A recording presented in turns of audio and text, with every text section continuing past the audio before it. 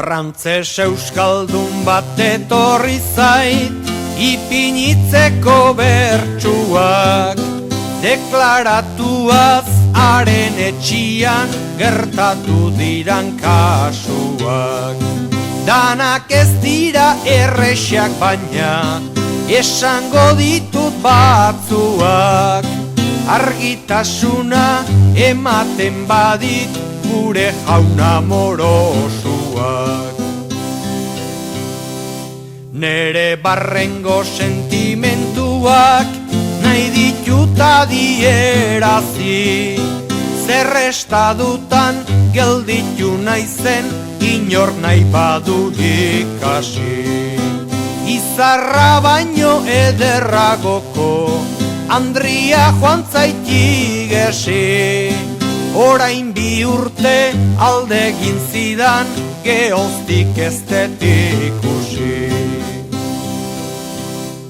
30 urte daukazkit, oraindik franko gaztia, eta Andriak bigutxileago hau bizi modu tristia. Arneri egin dizkidan gauzak, esatekuak ez dia, txurrero batek engainatuta eraman dite maztia. Bihar bezala funtzionatzen, ez dago errex fabrika, 4 urte pasa elkarrekinta, ez dugu izan aurrikan.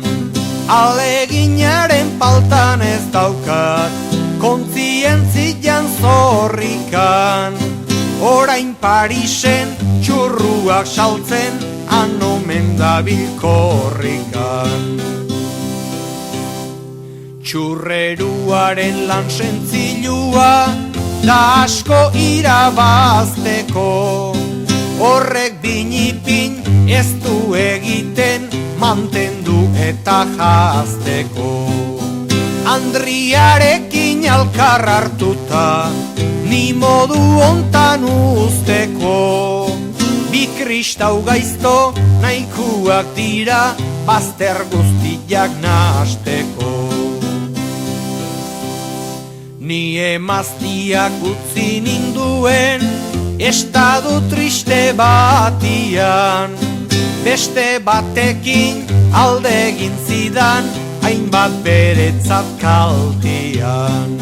Txurruak janaz ederki dabil, diruak aitu artian, zer esan bihar ote dit neri Josafatera joatian.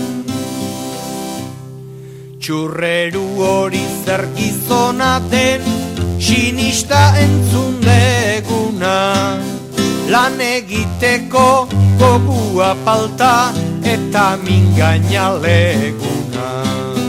Bedeinkatua izan dedila, aldegin zuten eguna, izarajuak harrapatu du bere moduko laguna. Bedeinkatua izan dedila, aldegin zuten eguna, izarajuak harrapatu du bere moduko laguna.